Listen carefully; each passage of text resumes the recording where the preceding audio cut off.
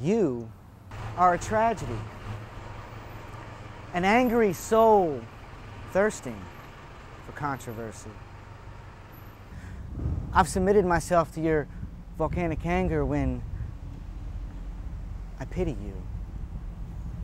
I find you lurking in the shadows of your silence, while your beady eyes glare with fear that glossy lamination holds back bleeding tears. You make me so angry, and you make me so sad. But why? Is it that my anger shames me? Or because even your smile grieves? Have you listened deafly to the sermons at church? Oh, I know you were abused. And yeah, you are playing pain's game. Well, you are losing.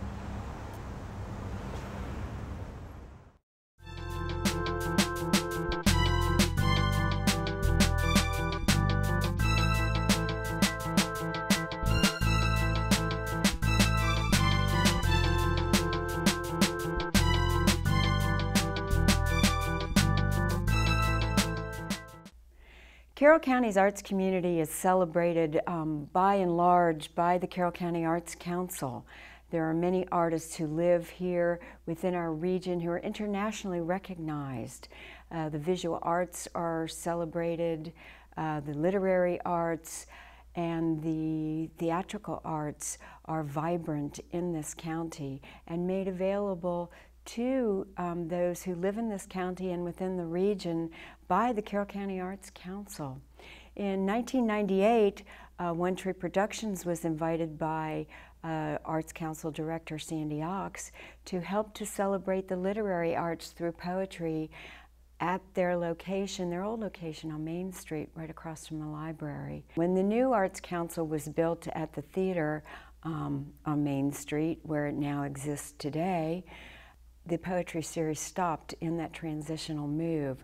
And this year, we were invited again by Sandy Ox to come and renew the series. These events are open to the public, they're free, and they always have an open mic component, so anyone who comes is also welcome to participate. Some of the mainstay poets from the series have been Barbara DeCesar, Linda Van Hart, Ellen Bogage, Danuta Koskosika.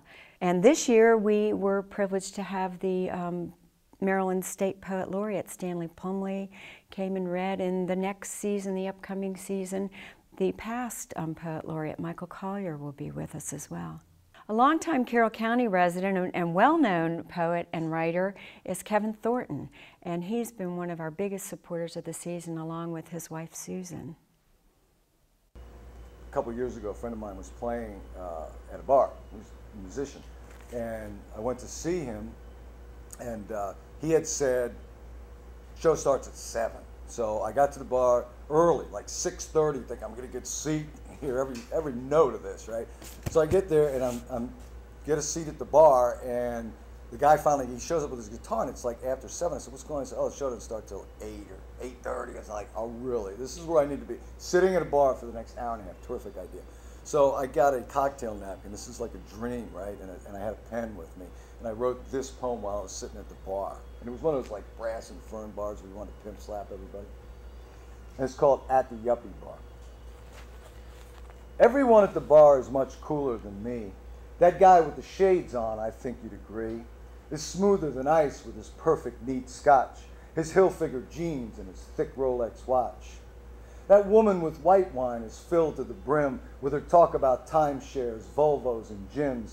She checks out the bar with a blind woman's stare, and by God, we are blessed just to breathe the same air. They're all so much cooler, they just ooze aplomb, like that dude over there who got fattened.com. And nobody smokes and they all know each other, like separate children from a country club mother. And then there's me at the end of the bar with my low self-esteem in my econo car. I'm sipping club soda, as cheap as it gets, still trying to chase dreams while balancing debt. So everyone at the bar is much cooler than me. They're Ralph Lauren Oxfords to my armpit-stained tee. But when closing time comes, I'm cool and they're schmucks. 'Cause they're drunk and they're stupid. And my bill is $3. I write because I have to write. I write because I breathe, you know, it's just sort of part of who I am. And I needed something to be able to talk to. And so I started writing it down. I actually wrote a series of poems when I was a kid called Conversations that I've had with myself. And that's pretty much what my poetry was just really talking to myself about what was going on with my life. And I never shared it. I never had any intention to share it. And I remember one of my great moments was that I had a notebook, and I just, you know, I didn't keep it under lock and key or anything. And my father must have gone in my room and read it one time, and he said, "Hey, I read some of your stuff in your notebook. It wasn't bad." And that's as high a praise as I ever got in my writing from my parents.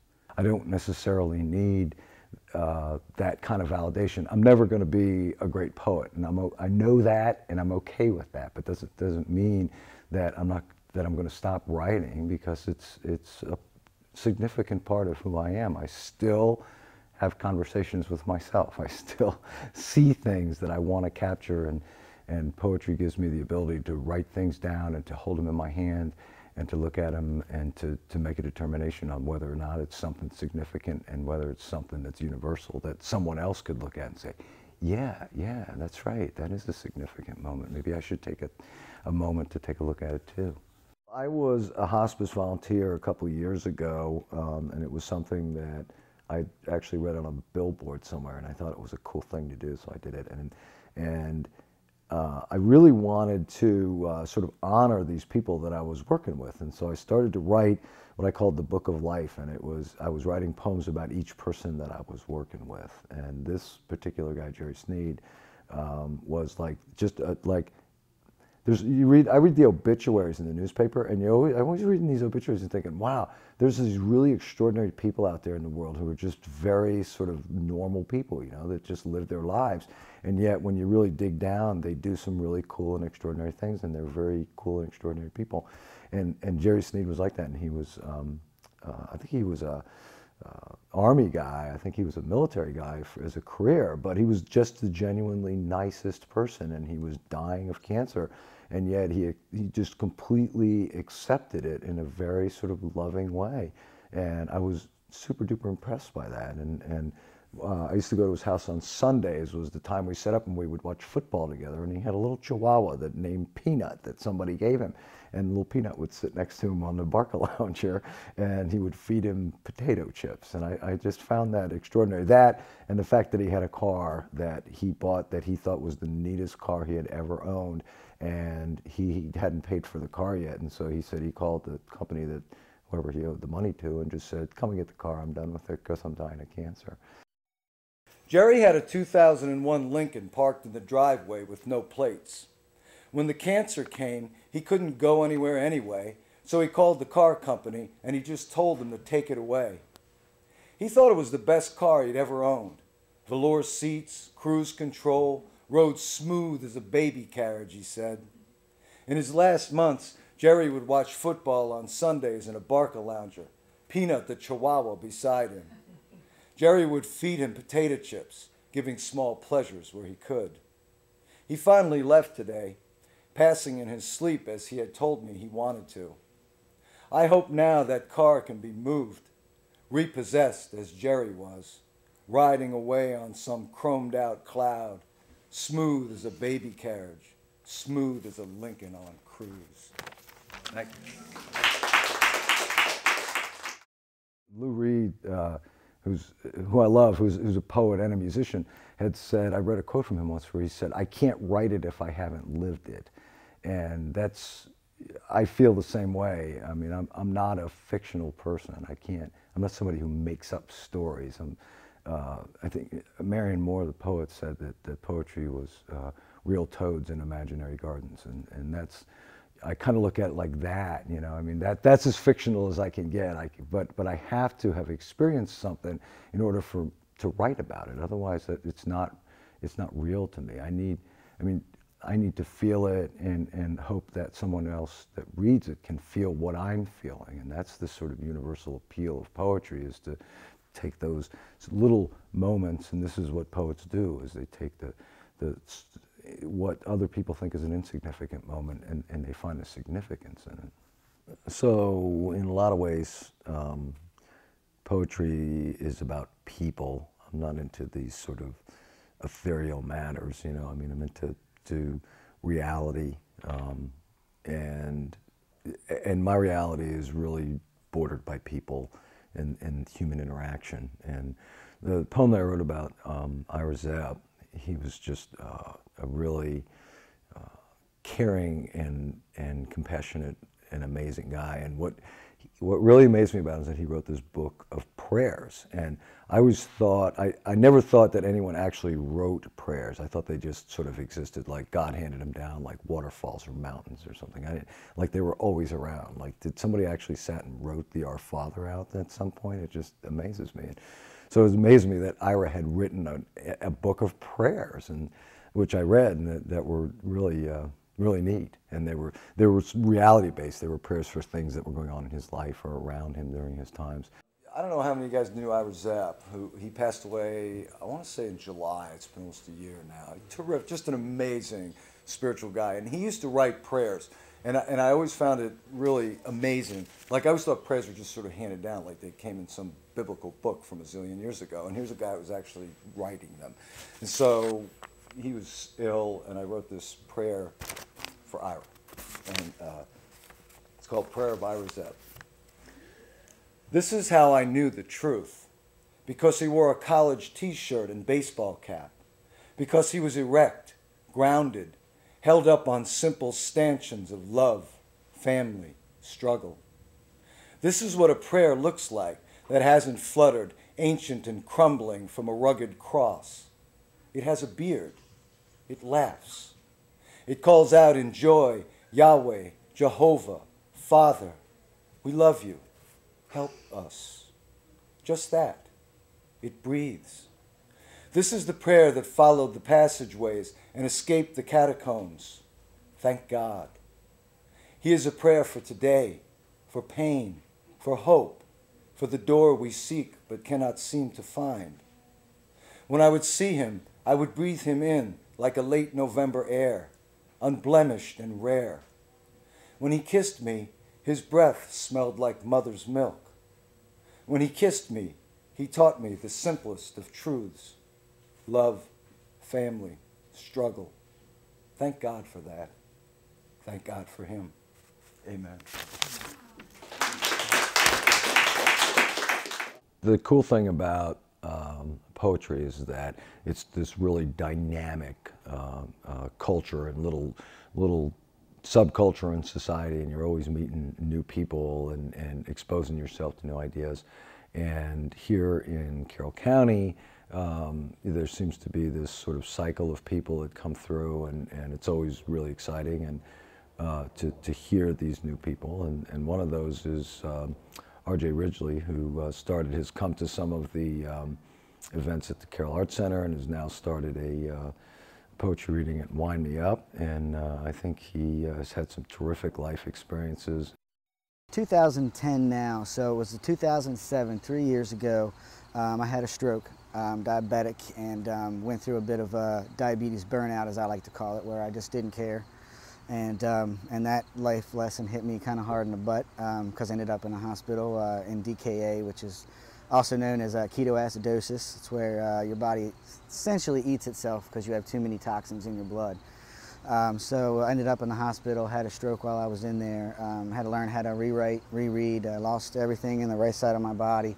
Luckily, knock on wood, I was at 30 when I had the stroke, so I guess the youth side of it helped me regain my faculties, and also I'm Irish and stubborn, so that also had a little bit to play. But I was out of work for 2 months. You know, it was a tough battle, and while I was off of work, I remember sitting down at the computer and not remembering how to use a computer, and not remembering how to push the buttons on the TV remote to get it to work, and, you know, just relearning all those things.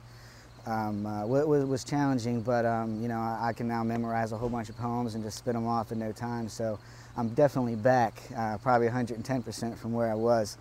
But I'm also a little bit more grounded in my approach. You know, I almost died. So one of my goals was in life was to publish a book, and I figured life's too short. You know, if I can have a stroke at 30.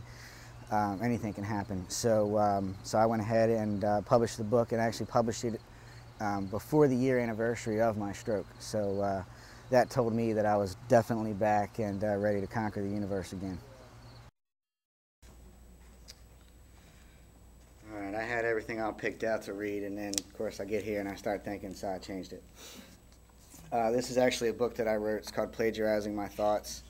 If you check out rjspeaks.com, all the information's there. I won't bore you with the details. This is actually in the back of my book. I have, you know, a collection of about 60 or so poems, and in the back I have just thoughts. And then what the goal was is to have people write down their thoughts as they were reading, and hopefully I would spawn them to write. So I spawned myself to write. Maybe I'm the only one. So here's what I wrote. In all my writings and rantings of how I've been wronged, there's no mention of what I did wrong. No mention of how I might have treated her absurd. No mention of when I used to punch walls when I didn't or couldn't find the words. There's no mention of that at all. So to save me the indignance and to save you some time, I'll just share what I've learned from my mistakes. Never give her a reason to seek anybody else. You've got to try every day. So find the words, put them in the right order, then pretend that she isn't paying attention to anything that you say, but only how you act. Then, my friend, you're onto something. Thank you. A buddy of mine, his name is Eric T. Poe. We call him E.T. Poe. He and I like to write like to play a 5-word game in my basement. You know, right after the games, you know, the football games on Sunday, and he'll give me 5 words, I'll give him 5 words, and then we have to create a poem from those 5 words. And sometimes we'll give ourselves a topic, sometimes we won't. It all depends on what our mood is. But we were kind of playing around with the idea of doing a rebuttal to the poem that Taylor Molly wrote, how to write a political poem. So we decided to, you know, tackle the topic of writing a political poem, and we did it. And it was rather fun to write, actually, because we got to get some of our sarcasm out, if you will. This is a political poem. This is by, of course, R.J. Ridgely. Myself, E.T. Poe. Was your worst case scenario the worst case scenario? Or was it worse than oil disgracing our shores? Did shoving a square peg in a round hole really ever work before when you tried it? And have you informed the fish and seagulls via email that they need to relocate or die? What hero can we call upon who can do this? Aquaman is not real, Stephen Colbert. So what do we, the people of the United States, instinctively do? Blame Obama. Why do we do this? Because Fox News tells us to. Or just a reflexive action to blame who's in charge? Maybe? Oh, Captain, my Captain. But will you go down with your ship? So maybe some forethought should have been practiced in the grand scheme of America's dream. Bush? Cheney? Anyone still there? Oh, no. So, you're calling for heroes? Because we run out of time. But heroes are hard to come by these days, aren't they? Tiger's busy and he can't afford it. And Elvis left the building long ago. Blame Obama. Yeah. President better start training heroes soon. You can put them on the new superhero fast track program. Paid for by the Japanese, of course. But didn't Clinton leave office with a budget surplus? Maybe this get-rich-quick mentality really isn't that worth it. I mean, money doesn't grow on trees, but BP is pumping it from the earth, and they've been doing it for years. So just don't forget that Twitter Mexico will be there soon, you twit. And since we can't drink the water, it's not going to affect us any, you know, I mean. So text 911 to 53521 now, and for every response we receive, we will donate a big F you to the oil industry. Blame Obama. America, America,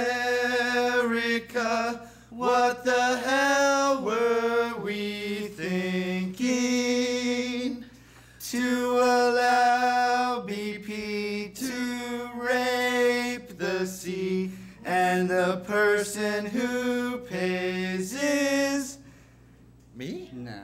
It's you. No, it's you. No, you. And definitely you. And you, and in the back, down, you. Yeah. And you. But no, wait. Oh.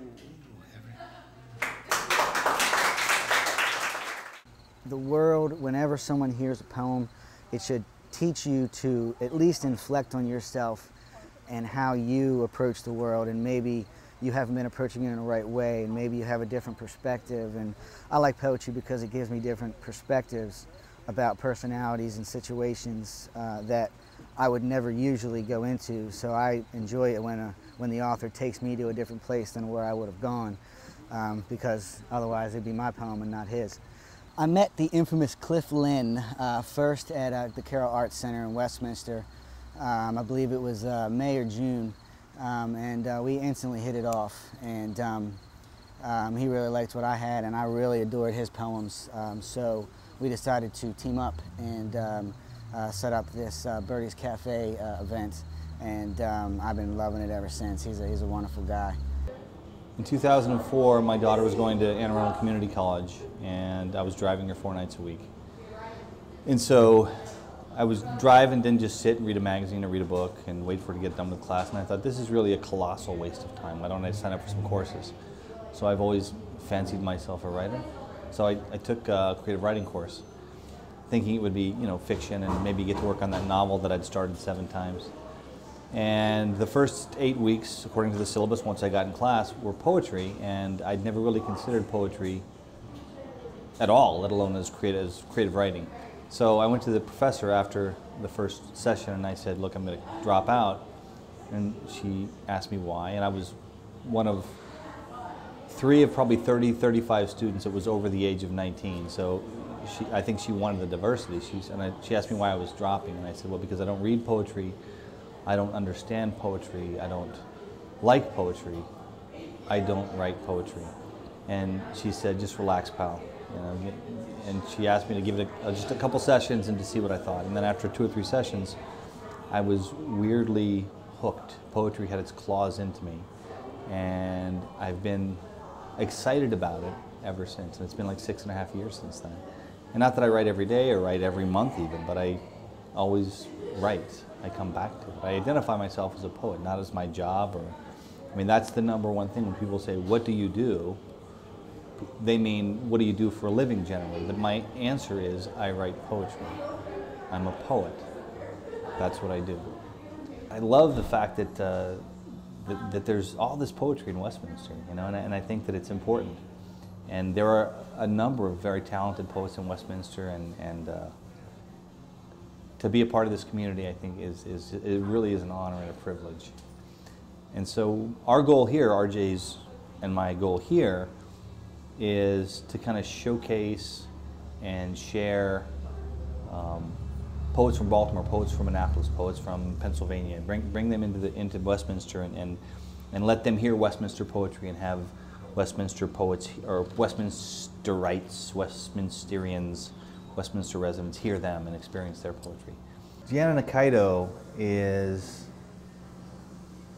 she's this mild-mannered, very soft-spoken, brilliant writer who, when she goes to recite her poetry, and she doesn't read it generally, she has it memorized, which is amazing to me, because it's very dense and beautiful and long, frankly. She has some very long poems. But something happens to her, and her voice becomes this animal, this creature that sucks all the air out of a room, and she quiets people more than anybody I've ever heard read. I mean, it's just her, and she's tiny, but when she recites, she becomes giant somehow. I can't explain it. Hiram LaRue he's a gentleman from the South. He's from Southern Maryland, and an absolute, just a quality human being. Doesn't have a bad word to say about anybody, and he's one of those people, and many of my friends, my friends are like this, the poets that I know, but he's a very giving person. I was at a book launch. His second collection was being released, and we were at this place in DC, and he read like 3 poems out of the book and said, okay, I want to hear the open mic people. And he sat down. He'll show up at a poetry reading. And yeah, he's a really accomplished, I mean, fantastic poet. He'll show up to a poetry reading and say, well, I didn't bring anything to read because I just came to listen. And we want to hear Hiram. We want to hear him read. And so we have to cajole him and make him read, 1 or 2 poems. On the other hand, he'll drive from Upper Marlboro to Harrisburg, Pennsylvania, to read because he was asked to do so. And he gets that it's an honor to be asked to read your poetry in these types of events. And he's just a wonderful human. There's just vibrant poetry scenes all over. York, for example, has a really good poetry scene. Gettysburg, the Ragged Edge there at Gettysburg is great, and Baltimore is just hopping with poetry. And one of the really forces of nature down there is M.S. Sanders, who featured for us at our inaugural The Corner of Poetry in Maine event here at Birdie's.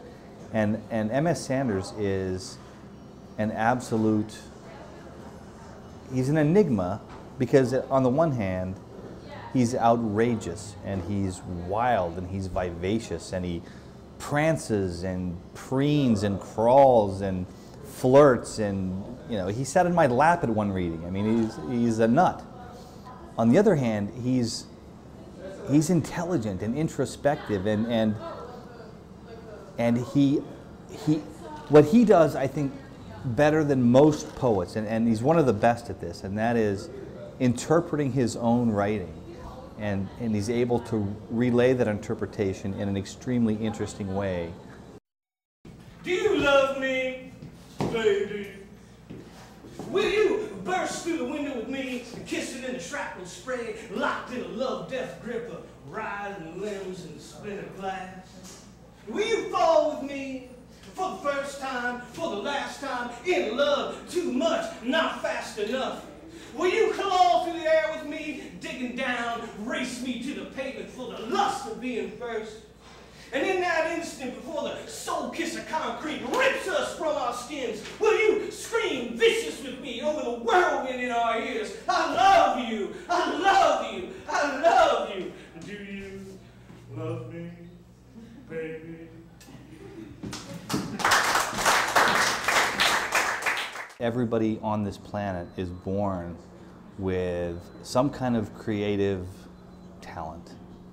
We're born with it.